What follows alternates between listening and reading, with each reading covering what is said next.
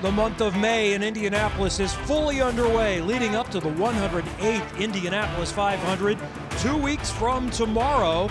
This weekend it's road course racing, the Santiago Grand Prix, and 8 different races. The ladder all the way up to IndyCar, including the top step, Indy NXT by Firestone. Fans have been fighting for spots early in the morning with their chairs to get a great view on the mounds, and the weather is perfect here in Indianapolis in May. Hi everyone, welcome to day 2 of Road Course Weekend. Kevin Lee and Charlie Kimball, we could not ask for anything more than this.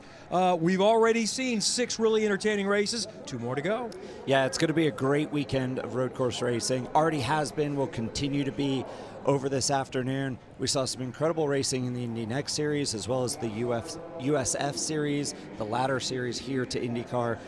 This racetrack leads itself to great racing, and these drivers have shown what they could do. 5 USF races, Indy NXT yesterday, 1 more to come in IndyCar later today at 3 o'clock. This is the start of race 1. That blue and white car is James Rowe popping to the outside of the pole sitter Jacob Abel, trying to go for 2 in a row. Rowe picked up a spot at the start, a little bit of an issue a little further back, and then into turn 7, big passing zone. We had a lot of action battling for 6th, 7th, and 8th. Salvador De Alba, one of those getting a spot. We saw Miles Rowe move his way forward in this race too. And this was a late race restart. Nolan Siegel trying to make the move around Jacob Abel for the win, but Jacob Abel was really able to control from the start, starting up front, coming through, and picking up his 2nd checkered flag in a row. Nolan Siegel chased him all the way, but it's 2 for 2 for Bill Abel. Abel Construction, Abel Motorsports, and Jacob Abel, the championship leader now. And also, this is the same 1-2 as we saw at Barber Motorsports Park as well, with Nolan Siegel chasing him, and Jamie Chadwick getting her first podium in Indy NXT. Best finish for Miles Rowe as well. Callum Hedge with a fantastic result. And really a great fight back there from Louis Foster. Had some issues, some contact, came in, changed the front wing, was able to go out and get back to 7th. That's a great damage control result for Louis Foster. So now there's another opportunity coming up today. How aggressive does everybody get in day 2?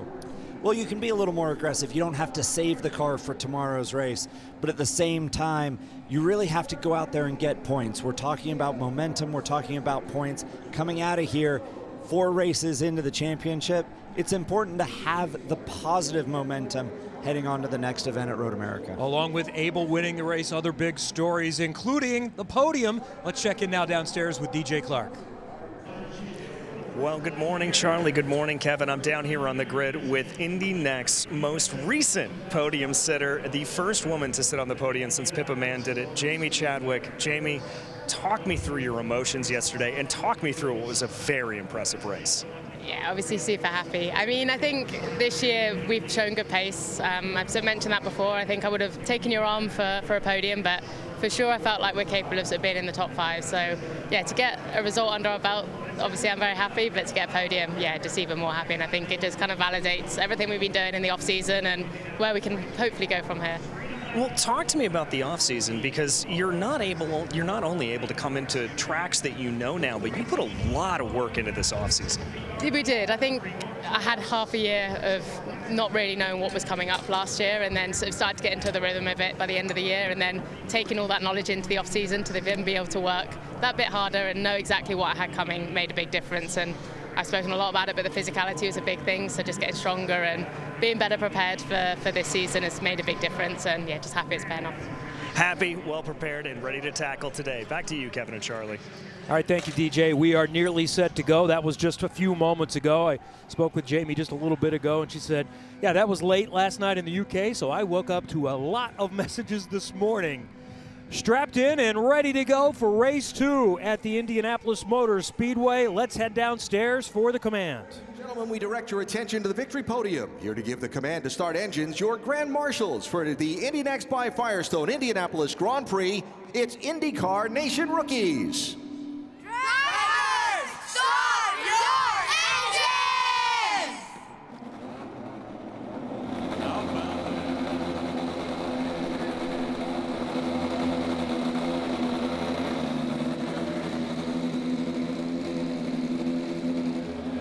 We'll take that Indy race, the IndyCar Nation kids. That was cool. So many opportunities with them to get a little bit extra on a race weekend. Look at those sticker Firestone for these cars. Brand new tires for race 2. They've got a lot of opportunities today. Some great racing we saw yesterday. I think it was a record amount of passes, but we'll see how they line up, see what they can do in race number 2 today. Front row, same as it was yesterday with Jacob Abel, 3rd straight time on the pole. He's won 2 in a row, going for the hat trick. Kyle Collette was also there yesterday. He recovered to finish 7th yesterday, so top 7 in all 3 races. Row 2, James Rowe had a great start yesterday. A little bit of contact, a little bit of flat spots. Hopefully he has a good recovery today. We'll see what he can do. Louis Foster, that fight back yesterday to 7th, that will keep him in the championship conversation going forward. Nolan Siegel, 1st, 2nd, and 2nd in the 3 races in the Menlo Ventures car. Starts in the inside of row 3, and Jamie Chadwick in the Vex car coming off that podium. Jonathan Brown, the inside of row 4, one of our rookies from Ireland, the 2nd Irish driver in the field. Callum Hedge, that great result yesterday will only fuel his confidence heading into today's race. Michael D. Orlando, 12th yesterday after 4th and 6th to start the season in the Priority Technology and RSR car. And Miles Rowe, his first top 5. He's been top 10 in all 3 races his rookie season. Bryce Aaron ran into some problems yesterday in that 27 car inside of row 6. Reese Gold with a good result as well, looking to capitalize from 12th today, a little further back to start. Salvador De Alba Jr. in the Andretti Cape car had a lot of good battles yesterday, didn't get the result that he was hoping for. Not bad though in 11th to score some points. And Josh Pearson had brake failure in the opening laps. That's why he did not finish. Christian Bogle inside of row 8 in that number 7 car. Had a good run yesterday, stayed pretty clean most of the time, and Jordan Missick making his debut yesterday in the Indy NXT by Firestone Series for that Able Motorsports team. Ewan Sundermore, charged up to 6th in the early going, had great battles, didn't end the way he wanted, but fantastic experience yesterday. He starts in 17th, and Nolan Aller also was well inside the top 10, got a nice result in 13th. Niels Colin inside of row 10.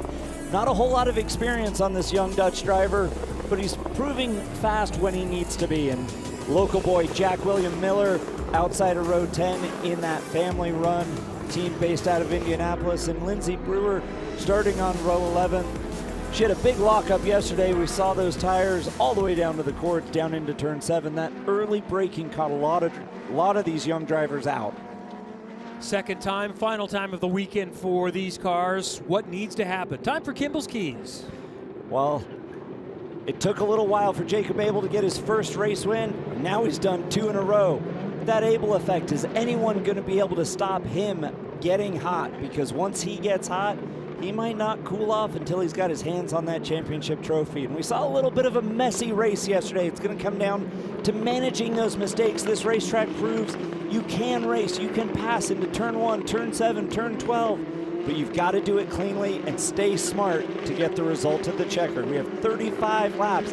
That's not a short race around this racetrack. And again, it is a big field, so if you're thinking championship and something goes wrong, you don't score points. It's not a 8, 10, 12 car field. You can finish 21st. Largest field for these cars since 2007 when it was an F1 support race.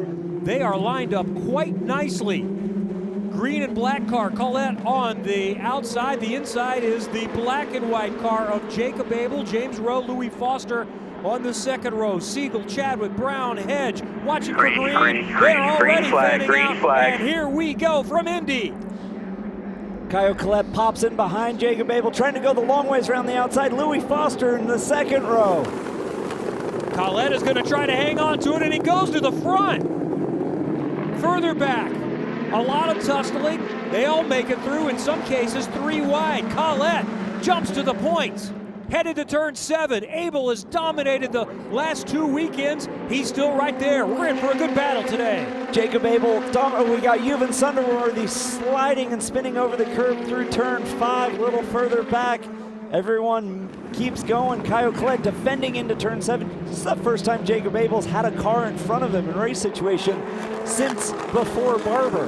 D'Orlando took a look to the inside. They get through 7. We'll go back and check on those cars impacted if there's any damage to Sunderworthy. Midfield and beyond, still mixing it up for positions and the best chance on a restart to find spots. Abel, Foster, 2 and 3. There's Josh Pearson in that green and white car, getting his first chance to race this weekend. Brake issues from the start yesterday. Collette has opened up a 5-car length gap as they come to finish lap number 1. Great first lap. Kyle Collette gets the lead on the start, tries to run away. Jacob Abel in the draft, going the long way out to the outside of turn 1. Not going to get it done there. Collette looked like he was starting to gap as they got back on the main straightaway, but Abel obviously got through 13 and 14 really well and was back within a couple of car lengths. Now a car length and a half. Foster is right there too. Jimmy Chadwick has lost 1 spot, falling back to 4th, and James Rowe running in 5th. Let's have a look. Kyle Collette all the way around the outside. Jacob Abel maybe thinking championship here, doesn't push it. Back in the field, they're 3-4 wide. Kyle Collette drafts Jacob Abel down the front straight, pops to the outside, goes around the outside, maybe squeezes at the apex, but Jacob Abel's got to think championship just a little bit. He is our championship leader. And once again through that section, Collette is gapping just a little bit. Let's see if Abel is able to close it again. Further back, Miles Rowe off the top 5. In fact, that's 4th and 5th yesterday. Hedge in the 17, Rowe in the 99 right there. And D'Orlando taking advantage of that momentum shift from Callum Hedge going by as well, saying thank you for Mr. Rowe opening the door for me to take that spot as well.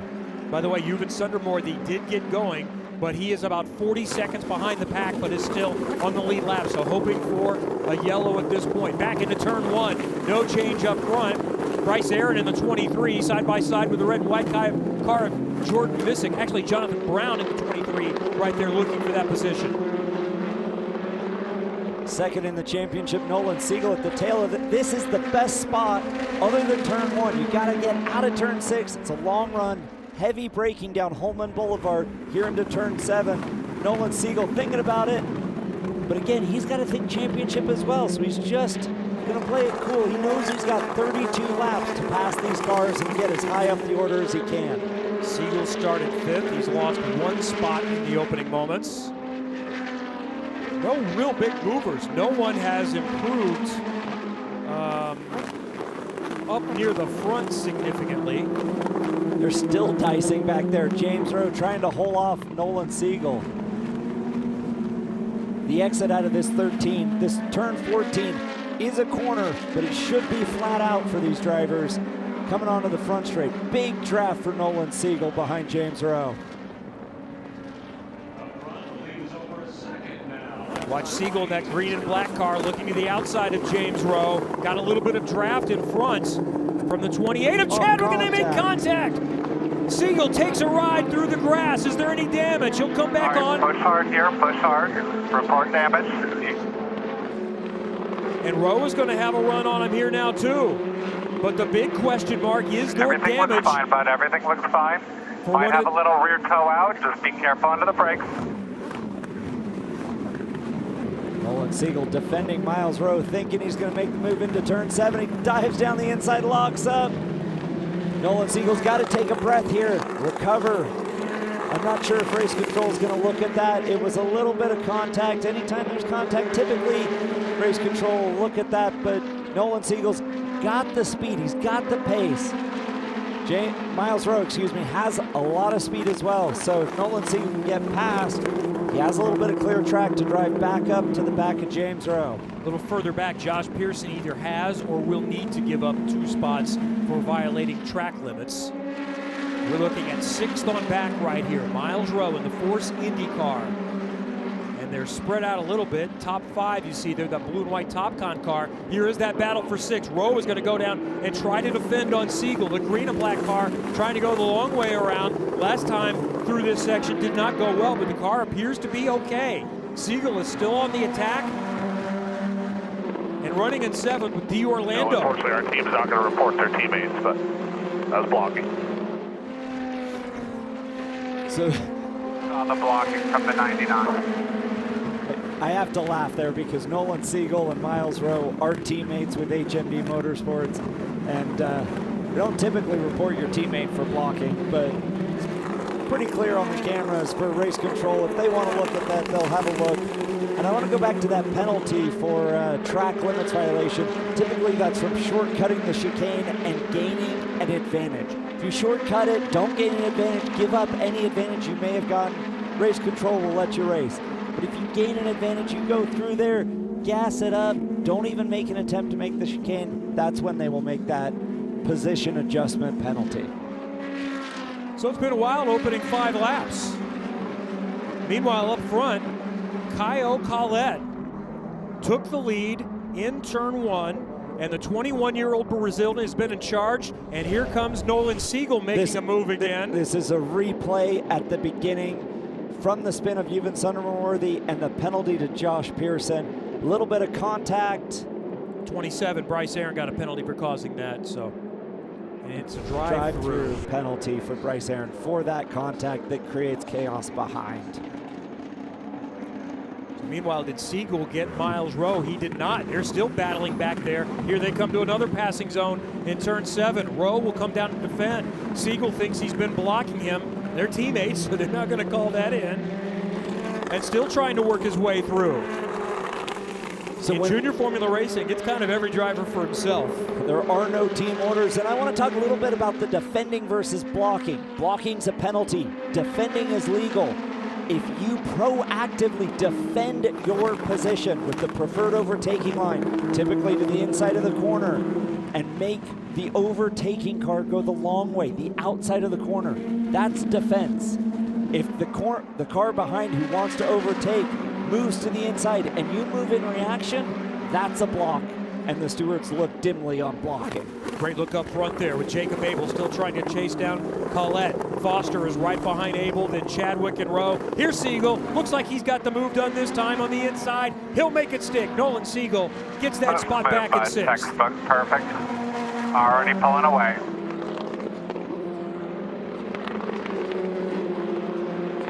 That's a little hopeful radio, already pulling away. I think Miles Rowe staying close. Now Nolan definitely pulling away now, but through that turn 2-3 complex, the pass was still going on, and now Miles Rowe has to defend from Michael D'Orlando behind him. And they have battled for the last 3 years. You have to give that position up to him because they're telling you track limits in turn 6 here. So we're going to have to give up a position to D'Orlando here. So that's to Miles Rowe. Because he's right in front of Michael D'Orlando, and Miles disagrees. Foster with a little lock up there, still trying to track down Jacob Abel. He wasn't sure if he had anything for Abel before the race. He said really for us after the disaster that yesterday was. He was blocked early on, then some contact that he said was not necessarily Collette's fault. That was kind of a 50-50 kind of deal from his side. I did not get a chance to ask Collette what he thought. He might have a different opinion there as well, and we only got really like one look at it.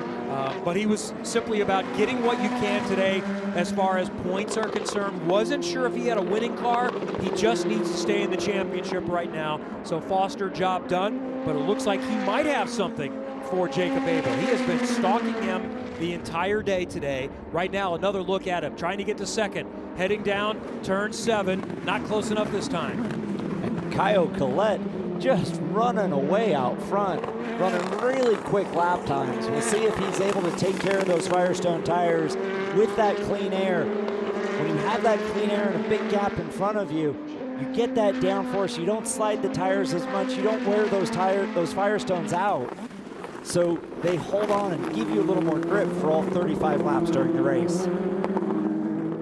DJ. Well, Kevin, I just had a chance to talk to the Abel camp, and in particular about Jacob Abel. They say don't use push to pass, save it. They want to hold on to the end of the race, and it doesn't look like anybody else is using it at this point, so they're playing the long game. On the button. And then we hear a radio call that they're on the button behind you.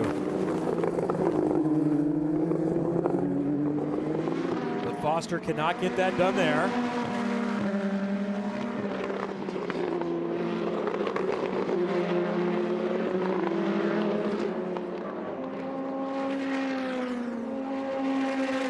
picked up about a car length gap this time.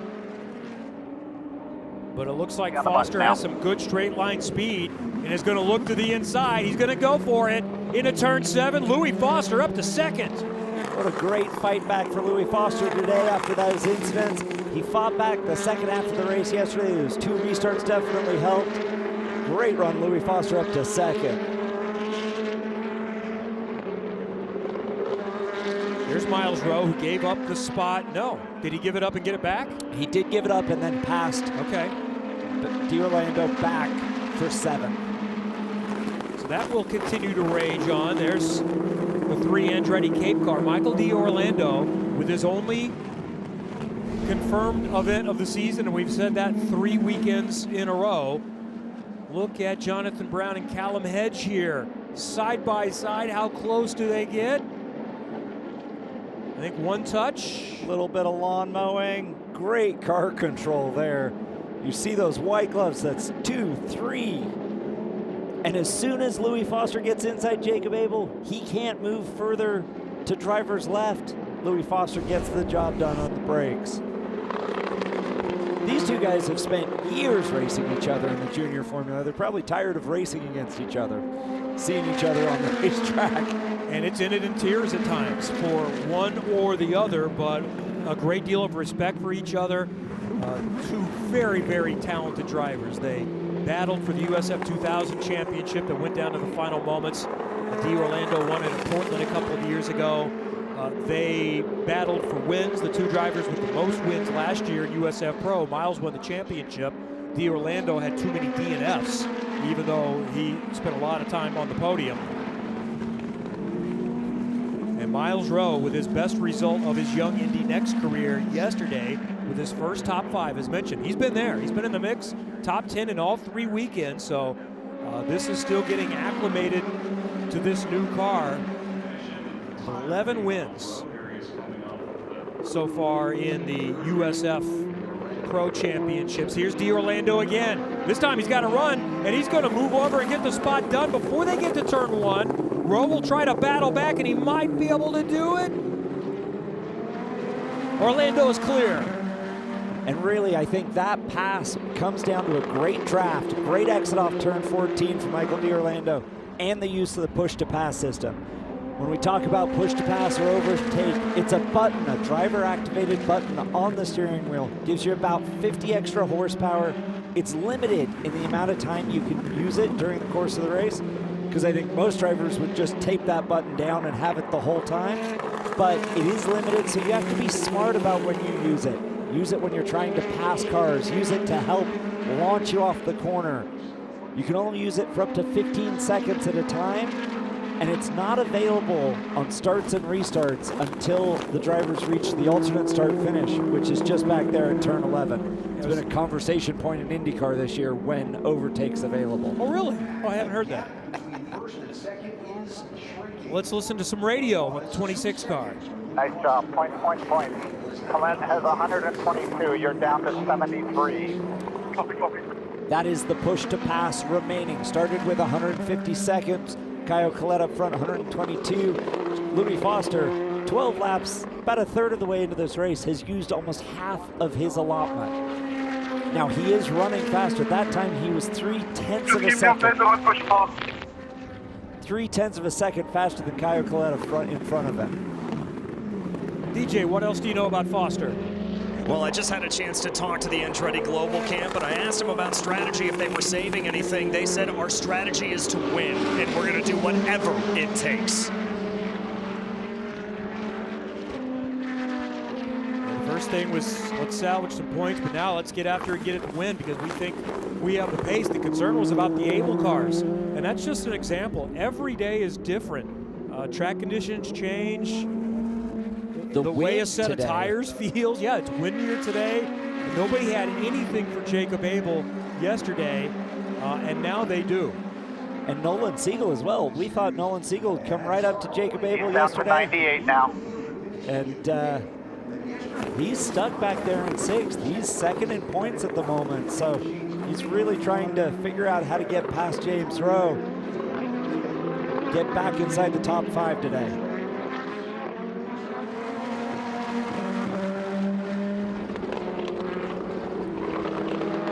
Icon car has been quick this weekend too. One of many that had some bad luck or something that kept them from showing their true pace yesterday. And he ran much of the race down a lap.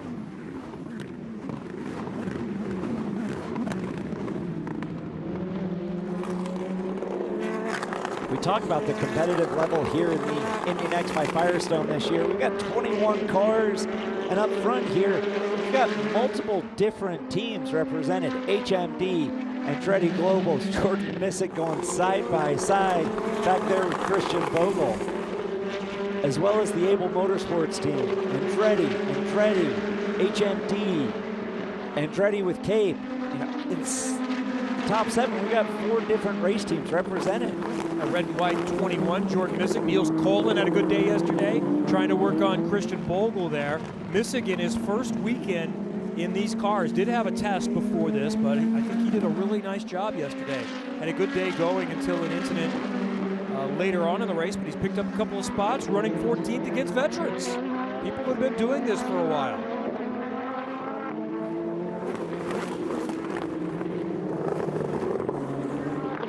Reese Gold in the number 10. Reese was solid yesterday. Finishing 6th yesterday, and he didn't have a great starting spot, took advantage of some of that mishaps at the beginning for other drivers, and today he's stuck back there in 11th. You know, it shows just how hard it is to pass and how important qualifying is this year so far. Ticket Clinic car, maintaining that spot with Salvador De Alva right behind him.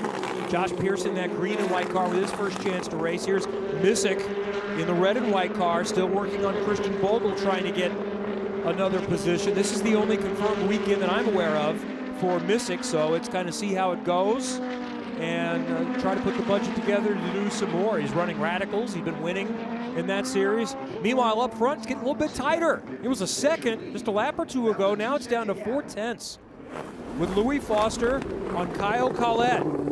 In the last few laps, as I've been watching the lap times, Kevin, Louis Foster's been consistently 2 to 3 tenths quicker. Oh, Jamie Chadwick with a mistake or maybe a problem here. She's lost a couple of spots. Chadwick, after finishing on the podium yesterday, was running a solid 4th, and now has dropped 2 spots to both Rowe and Siegel, so we'll keep an eye. Can you describe the problem more specifically? So they got The dash is giving me every gauge that's flicking around, and then I can't get all the downshift. There you go. gearbox issues maybe for the 28 car. Jamie Chadwick complaining about not getting the downshifts. It's all done.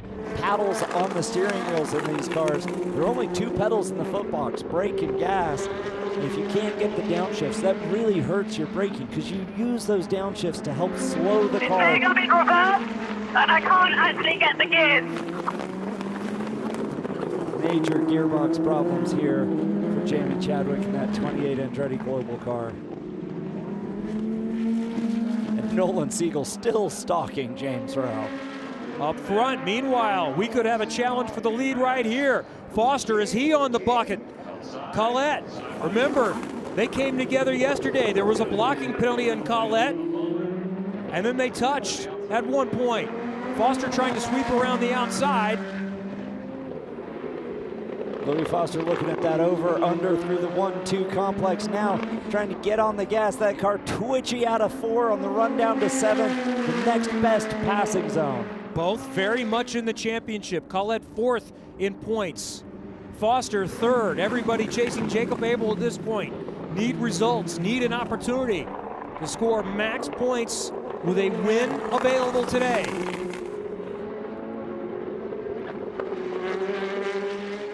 And it's the first time this season that it's not been Abel versus Siegel. They've been 1-2 in some order in the first 3 races. A different pair battling right now. Louis Foster maybe thinking about alternate passing locations. Kyle Collette doing a really good job defending wherever he can. I think Louis Foster's got the pace here, coming up on halfway. But Kyle Collette you got 19 laps to go. He's at 88, you're at 64. Pair of 21-year-olds, the Brazilian in front, the Brit running in 2nd right now. Further back, looks like we're gonna have a challenge for 4th. Siegel trying to get by Rowe. Fakes to the inside, looks to the outside. Trying the over-under, coming around the outside. It's a high-risk maneuver on the outside of turn 2. Nolan Siegel, discretion the better part of the valor there. Now he's thinking about the run out of turn 4 for passing zone into turn 7. Up front, Foster is going to take a look into turn 7 here. So battle for first, battle for fourth. No change up front. Abel running all by his lonesome in third. Siegel not close enough this time to move up on row either. I think Jacob Abel's hoping that that Foster-Colette battle continues, and if it ends in tears, he's in the catbird seat to take advantage of that. Foster is still right there.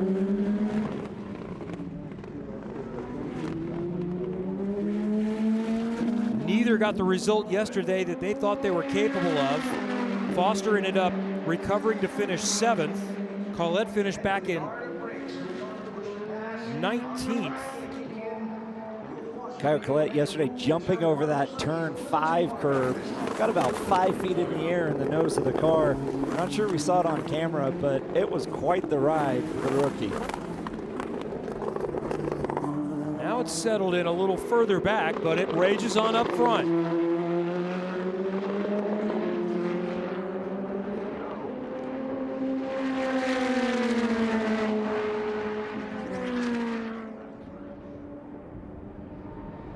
I don't think Louis Foster's close enough here. He might just be biding his time, trying to pressure Kyle Colette into burning push to pass so that he then ends up with a tactical advantage as far as how many seconds he has left at the end of the race. Louis Foster won the Indy Pro Championship, now the USF Pro Championship a couple of years ago,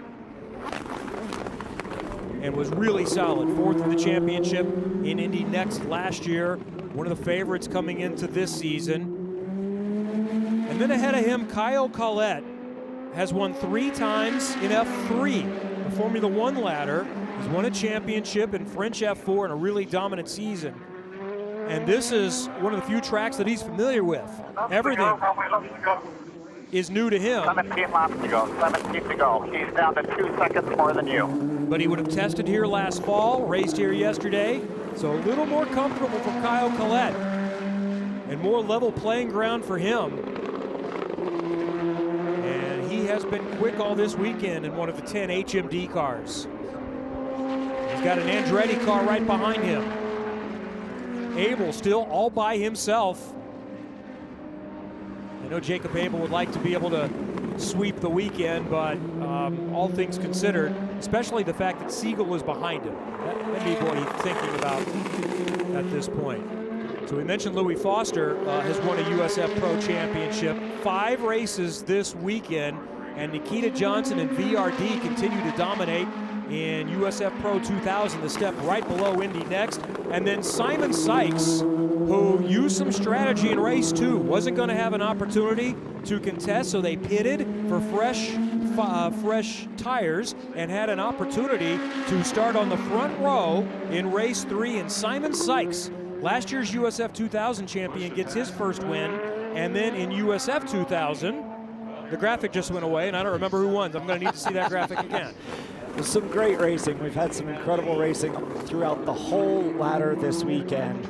It's been really amazing to see these young There we go, drivers. Mac Taylor and Max Garcia. A couple of Maxes, Max results for those 2 drivers. Yeah. One series at a time. I only have so much focus. Colette has gapped him a little bit here. Not a lot. So 37, you have 42. could be that Colette's car is better right now, or it could be Foster has decided, you know what, I'm going to wait a little bit. I'm going to save the Firestones and see if he wears his out. Now, Michael D'Orlando, really impressive, got past Miles Rowe. Remember, we saw those cars back-to-back, racing wheel to wheel. D'Orlando has pulled out over 5 seconds on Miles Rowe. He's on a kind of a race-to-race program here, but he looks like he's going to chase down Nolan Siegel and James Rowe. You know, really solid run here for Michael D'Orlando and that Cape Motorsports Andretti Global Collaboration team. Well, that's what you need to do if you're on a race-to-race, and we've seen this over the years. There have been plenty of drivers that have nothing confirmed, and if you keep getting results, you're more likely to get, one, people to come on board to help with the budget. Two, maybe a little bit of a discount from the team. Teams like to run up front, and it helps the entire program. And he's had some partners that have helped him this season, like Priority Technologies, Rising Star Racing. Family does a great job of working this, and it is a full-time job for the families to manage these programs. Foster still lurking, trying to force Colette into a mistake. He's not letting this young Brazilian off the hook yet.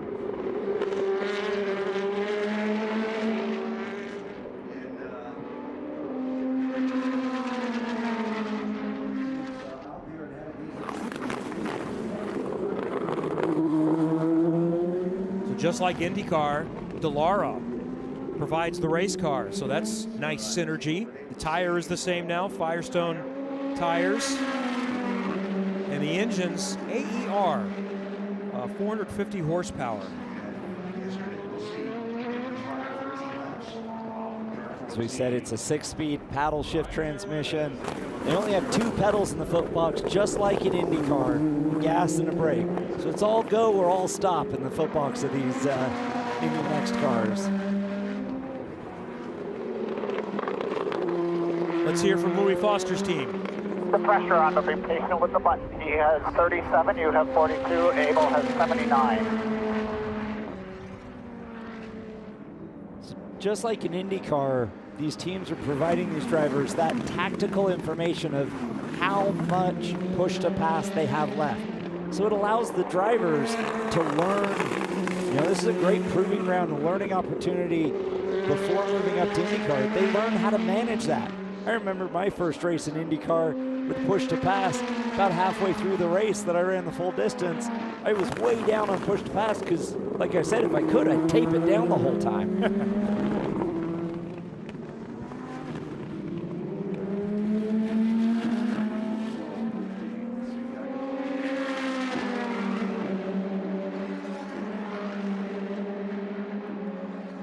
Foster is still there, Abel by himself, 4th and 5th. Still together with Rowe and Siegel. Siegel looks like he might have a little bit of a run. Rowe is going to try to go the low line and make Siegel go the long way around. Nope, not here. D'Orlando just a little bit back, but Siegel is still right there on him. Saw the blocking there. That was a very reactive pass. And again, these are 2 different teams, so Nolan Siegel's crew absolutely calling that blocking up to race control, I'm sure. And the 2 biggest teams, 10 and effectively 6 with Andretti. Their 4 cars and the partnership with Cape Motorsports too for the Andretti Cape program. So it's really 10 and 6. So you're talking more than 2/3 of the field between these 2 teams. So that's what's so impressive with like what Abel Motorsports does. Now they're a big team now too. So they have 3 cars in their program. 3 cars running consistently. And yesterday, I didn't get a chance to ask the Abel crew, but one of those yellows that erased Jacobs Abel's lead was from one of his teammate cars. And that's always so frustrating as a driver when you don't want a yellow. Here comes Louis Foster and Kyle Collette. Here we go. Side by side, headed to the braking zone. And now trying to go around the outside. Can you get alongside and have the inside line for the next corner? Collette holds him off once again. Fantastic stuff. Great respect from these drivers, giving them each other room, racing side by side through turn 1 and 2. Jacob Abel's not going away back there. That's what I was going to say. Wasn't it 4 seconds, it 3.5 not long ago? Jacob Abel is definitely saving his push to pass for this sprint to the end. 10 laps to go. It's time to start putting your chips on the table. See if you can catch, see if you can be a part of this race for the win. We need to be running 17.2 to catch him. Use the push to pass on this straight here. Conversation to Jacob Abel about catching those cars in front. They're running 17.4, 17.6. Jacob Abel right around that same lap time. He needs a little more to get up there. You know, one strategy would be, all right, we may not catch them, so let's save it in case there's a caution and we are then brought back to them. But cautions seem to breed cautions. We haven't had any, so I wouldn't count on that. 79. Here we go from the outside. Foster one more time, and not close enough, but a little lockup for Colette. May not change anything now, but could impact things with still 11 laps to go. And the more these guys run side by side, Jacob Abel inside a second and a half there in third. This will be a good run. Great setup for Louis Foster out of turn 6, headed down to turn 7. Foster's got the run. Colette's going to make him try to go the long way around. He defends first, then swings out. And look who is right there in the mix. Jacob Abel has cut it down now to under a second. It's going to be a three-way battle very soon, especially if the top two continue to jostle for position. Foster trying to go inside right here, side by side. Foster with a place where it's very difficult to pass has gotten it done. Exit of turn 11 in front of the oval turn 2 suites. Louis Foster in front at Indy. And this is the most important corner exit for Louis Foster, 13 onto the front straight. A little further back, that battle for 4th, 5th, and 6th heating up. Michael D'Orlando trying to join that competition. Hold on, keep going. And here comes Jacob Abel on Kyle Colette as well. Abel looking to go 3 in a row, still in play, inside, done. So Colette, after dominating the first 2/3 of this race, has dropped from 1st to 3rd within a lap. Talking about saving push to pass, saving Firestone rubber. 10 laps to go, they drop the hammer. We'll see if Jacob Abel can run up to Louis Foster and do anything about the 3rd race win on the trot. DJ. Well, Kevin, this has been the plan all along for Jacob Abel. He sat back, he waited, he saved his tires, he saved push to pass, and he told the team, I'm going to wait until the end of this race, and now it's go time for Jacob Abel.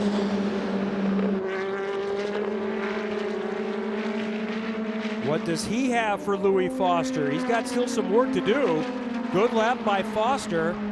After passing for the lead, has been able to gap just a bit. Well, I think Jacob Abel had the right mindset there. When Louis Foster snuck by Kyle Colette for that lead coming through turn 11, Jacob Abel knew he had to go by Colette on the front straight, not get held up if he had any hope of running down Louis Foster. For clean air.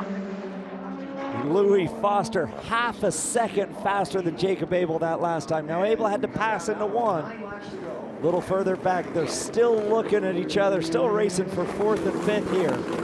James Rowe has had a great day. He's been able to hold off the guy who's going to be running in the Indy 500, or at least trying to qualify for it really soon. A good spot for you. A multi-time race winner in this series. James Rowe looking for his first win. He's qualified. He's finished as high as 2nd. He's having a great day today, hanging on to 4th. Can you spot that Almost out of push to pass. dome he has representing the Golden Dome as Michael D'Orlando looks from behind, trying to get by Siegel. We haven't gotten any close-ups of that Notre Dame-inspired Golden Dome helmet of James Rowe, but he's doing a great job running in 4th, absorbing that pressure from Nolan Siegel. And Louis Foster, his teammate, hopes he can hold, James Rowe can hold off Nolan Siegel, because all that does is help tighten up the points race dramatically.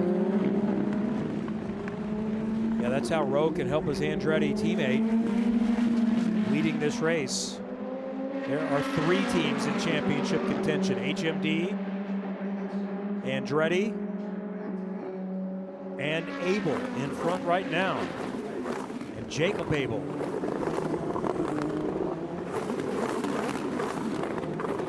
I don't think we've seen the last of this battle in these last 8 laps there, Kevin. We won't see the last of it until we get to the finish. Yeah, because Louis Foster showed us you can pass out of turn 10 into turn 11. Yeah. Foster's found another 4/10. They're still hooked together, though, for 4, 5, 6 further back. James Rowe may be looking just up the road. He's got 6/10 of a lap over Kyle Colette ahead of him. I wonder if Kyle Colette maybe didn't manage those Firestone tires quite as well. His car took a little more life out of him early on. but it won't take a whole lot. And then James Rowe is thinking about being on the podium with Kyle Collette. Well, remember that lap before, the lead was given up. There was a lockup for Collette. I wondered if that'll impact him down the road. And then who knows what else we haven't seen.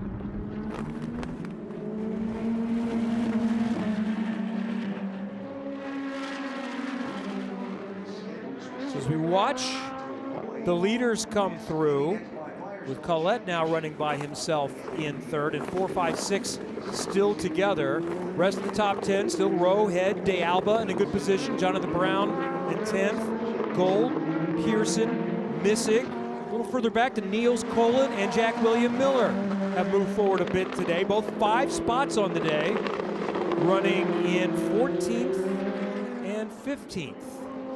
And that last lap time, looking at the lap times, Louis Foster hung half a second on Jacob Abel. There is 14th, 15th, and 16th. Missig with a really nice run today, trying to build some momentum. You see Autobahn on the side of his car. He's from Joliet, Illinois, and that's where he got to start racing in SECA and Spec Miata type sports car. So he went a little different path. He did the sports car path first, then got into Formula cars, Formula Regional Americas. That's what the Able team did as well before they came over here. And then has been in USF Pro the last few years. 2 or 3 podiums last year, and his debut this weekend. And Niels Colin is really getting better. I am quite impressed. I'll admit, I wasn't sure how this was going to go. This is a big step up for him this year from basically F4 experience. He is managed by Fernando Alonso's management company, so there is solid backing certainly around him, and he has people helping him. But you're in the deep end, and Niels Colin has gotten better every weekend and is holding his own. And then that blue car behind them we saw was Jack William Miller, the Patterson Dental and Haven Go car. And Jack had a solid run yesterday, kind of went away towards the end of the race, but he's moved forward in this race today and trying to get a finish at his home track. He's from the Indianapolis area. No push to pass. Collette is at 19. You're catching him. Yeah, that's to James Rowe. Still thinks they're in play, and certainly the numbers bear that out. But now it's, does Abel have anything? Because Foster has continued to stretch that gap. Siegel is still right there for Rowe, so Rowe may be thinking about Collette, but Siegel is something that someone he's going to have to deal with. They're all gaining. So what are you thinking of your Siegel? Oh, thought he might have had him there. So Siegel can go for this move now, or is he thinking, I want even more, and if we all work together, maybe we all have a better chance of catching Collette and making this fight for the podium instead of for 4th. Let's see. The chance is there. He's going to take it. Looking to inside. Rowe will not try to defend. He will go the preferred line, and it is quicker. Last lap through the turn 5 and 6 fast chicane that leads down that back straight, that Holman Boulevard straight to turn 7. Nolan Siegel had his hands full. He hit the curb hard on both sides of the chicane through here, and he was well out of shape. We'll see if he has a little better run and maybe has a chance to drive up to the back of James Rowe. That second place finish, best in the series for Rowe, was here last year in the summer race. Finished on the podium at Barber, so it's been a good start for James Rowe this season, who's done a fantastic job on the commercial side of things. And this is fully partner-backed in the work he does with TopCon and a few other partners to give him a chance to run with one of the top teams, be associated with the Andretti brand. We're inside 5 laps to go now. Foster seems to have things in control. Siegel is 0. Siegel is out of push to pass. Did you hear that? Siegel was 0. This is all done on the draft. So he can get the look inside, but he's got no extra horsepower. And that's why Rowe can decide, I'm just going to stay in my normal line because I know that's the best way to make it through the corner. The reason we take that line is because it is fastest. That's right, and because it is the normal line, it's got a little more rubber down, a little more grip, a little cleaner. So what does D'Orlando have behind him? Can he move into the top 5? 5.6 is still a good run for Michael D'Orlando, but when you're trying to convince people to help keep you in a car, it's just one spot. But how much better does a top 5 sound?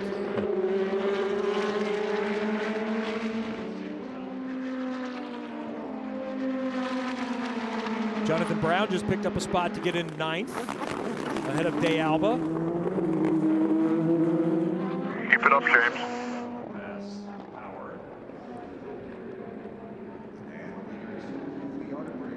And Louis Foster up by 2.2 seconds with 3 laps to go. Jacob Abel also all by his lonesome, 5 seconds in front of that green and black car, the bottom of the screen, and then that tight battle is 4th, 5th, 6th. There's Foster. Louis Foster, great job recovering the mindset from yesterday. Some mishaps early in the race, coming in, changing the front wing, going back out, driving all the way back up to 7. Those yellows and restarts definitely helped that, but a great recovery weekend for Louis Foster. And Jacob Abel, I know he would have liked to have won from pole today, but at the same time, second will do a lot of good things for the championship, especially if Nolan Siegel stays back here in 5th or D'Orlando gets the opportunity to pass him for that top 5 result. I think Louis Foster takes the win. Jacob Abel's got to be happy with the championship implications of finishing second. Foster You're going to go in finished, the line, so you're going to have the front stretch and then one more front stretch after that. Foster finished second in the May race here last year to Matteo Nannini with Ukos Hollinger. That was a big surprise for that weekend for him. And then Foster was unable to finish in the race in the summertime after a big battle with Hunter McElray. Looking for win number 3 here today, and he has less than 2 laps to go. And Collette is still not fully safe for that final podium spot as the 3 behind him continue to battle.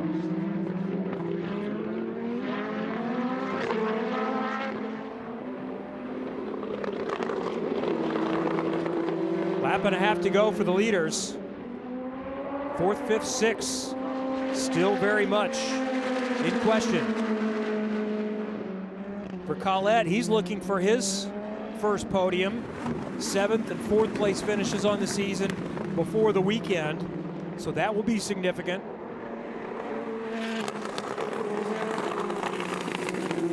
And if you're Nolan Siegel, you got to think, I've got the pace, I've got the speed. Been stuck behind James Rowe most of the day today, and now I'm out of push to pass. I don't even have the chance to give it all the extra horsepower. The balls here on the front stretch. Yeah, last chance is coming up as they look to the white flag. And Foster should be seeing that right now. There it is, 1 to go for Louis Foster in the famous Andretti name. A chance to be back in victory lane at the Indianapolis Motor Speedway with their junior program. Still to be decided, 4th, 5th, 6th. And this is the look we've had most of the day. Siegel takes a peek, not there this time. D'Orlando doesn't have any opportunity. Collette looks like, barring a mistake, he's going to be able to get home on the podium.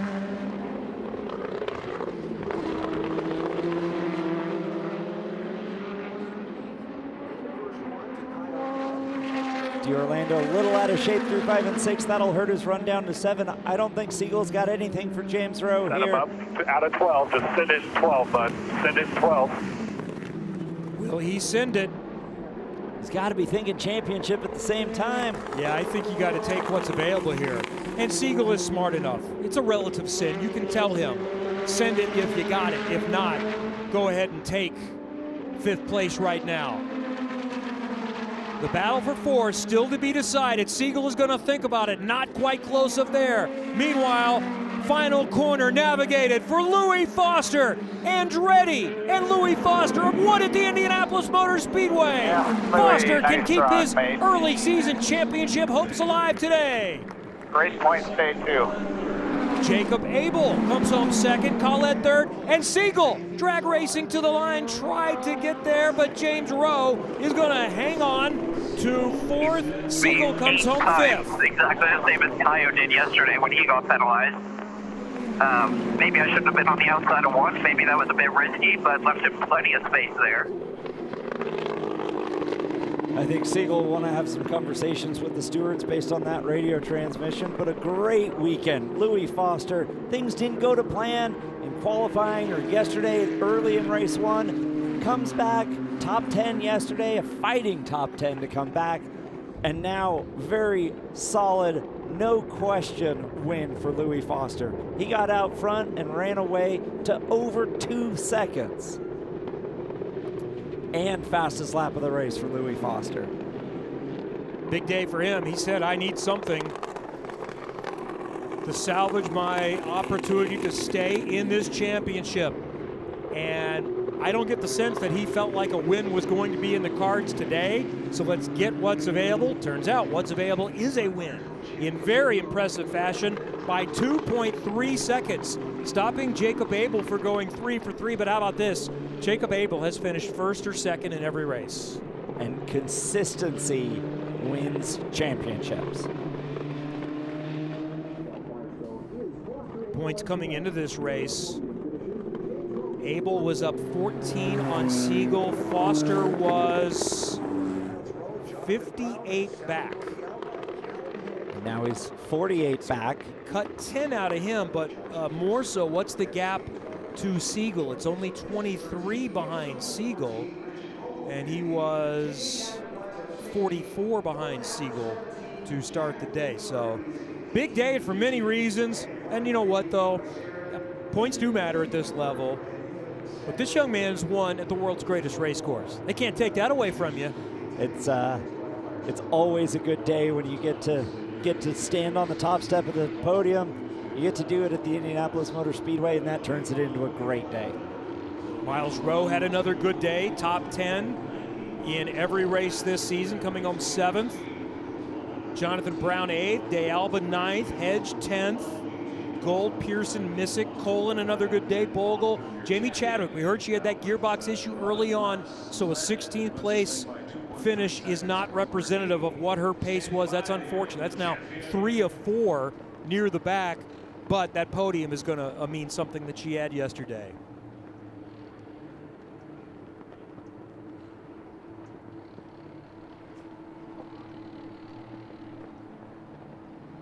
Don't forget IndyCar coming up 3 o'clock Eastern on NBC and here on Peacock. 3:40 green flag. Does anybody have anything for Alex Palou? And Tuesday, Indy 500 practice begins here on Peacock at 9 a.m. There's Michael Andretti. That's a way to impress the boss. He got a test in an IndyCar last fall. Went quite well. J.F. Thorman also in there. Michael's right-hand man for many, many years.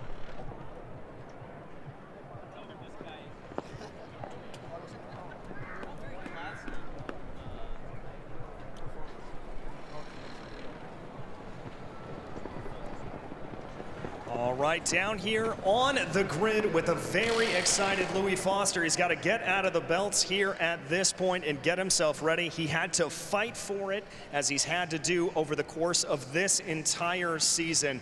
But that's only going to make it sweeter. Here he comes on out, getting those belts finally undone. The helmet is taken away. The Firestone cap is on. Louis Foster climbing out of the car. A big how you doing there for Louis. He's going to go over and say hi to his team really quick. Louis, behind you, my friend. Here he goes. He gets a big thank you from the rest of the team here as he goes. And Louis, we'll bring you around here at this point. You had to fight for that one, but does that make a win like this a little bit sweeter? Yeah, I mean, I'd rather start on pole and win it, but from there, it'd be a bit easier than the last few rounds. We've just been fighting from the back. But no, I mean, managed our tires, managed our push to pass. It was quite tricky for me because I had to burn a lot to get past Abel, and then I had to pressure Kyle enough to burn enough of his because he didn't use any of his whilst I was behind Jacob. But I think we managed it well, managed the tires well. So yeah, all around, really good job from the Andretti crew. Super happy, and a massive thank you to Copart, Navarra, and TGR Nation. Well, and talk to me about that pass for the lead. I mean, you absolutely committed for it in a place that we really didn't think a pass was possible. Talk me through that mentality. Well, I put my nose there, and he got a penalty for blocking me yesterday. So I knew that if I put my nose there, he wasn't going to risk it again, and he didn't. So you got it done. You got the win. Louis, congratulations. Thank you. Appreciate it. Been a great weekend here so far at the Indianapolis Motor Speedway, with the main event still coming up on air in exactly 1 hour. And here are the results for race 2 of one of the 2 doubleheader weekends for Indy Next. Louis Foster picking up that win. Jacob Abel staying in the championship conversation. Kyle Collette, despite not maybe being disappointed with third here, but a good run for him for sure. And some problems for further back. We saw Sunderman Worthy sideways on lap 1. Jamie Chadwick with those gearbox issues, but really some improving pace for a lot of these young drivers. Let's hear from the championship leader now. Still had an awfully good weekend, DJ. Well, a first and a second for Jacob Abel here on the weekend. I've got to ask you, are you a little bit sad? It seemed like you had a little bit of pace at the end. Yeah, for sure. I mean, I was expecting them to fall off a lot. They were obviously battling really hard, so I was just sitting back, saving my push to pass, letting them do what they were doing, and Collette fell off a ton, and I was expecting Louis to kind of do the same. So when I started pushing, I got Kaio there, and yeah, Louis was just super on it today, and big congrats to them. But yeah, fantastic weekend for us. 2 poles, a first and a second is pretty fantastic. We'll take that all day long. Well, and in terms of that championship conversation here at this point, is that going to change the way that you're driving going out of this round, thinking about that championship? Yeah, not totally. I mean, you just got to take it one race at a time, right? It's basically 0-0 as soon as every weekend starts. So, we're going to treat it that way and just work as hard as we can and try to keep winning races. Hard work, winning races, and hopefully a championship by the end. Jacob Abel. Absolutely. Thank you. So let's see where that championship stands. That was even when the weekend began. Now it's plus 25. Abel, Siegel, too early to count out Foster, Collette, or Miles Rowe either. Yeah, I think anybody inside that 90-point mark, and even Michael D'Orlando down there in 6th as a rookie. One thing that pops out to me on this, the top 3, not rookies. Experience pays off when the field is as deep as it is this year. And then I'd also say those that are rookies are all 21 or over. Hopefully we get to see Michael D'Orlando there again in Detroit, and that's what's up next in just over 3 weeks. That's quite a weekend.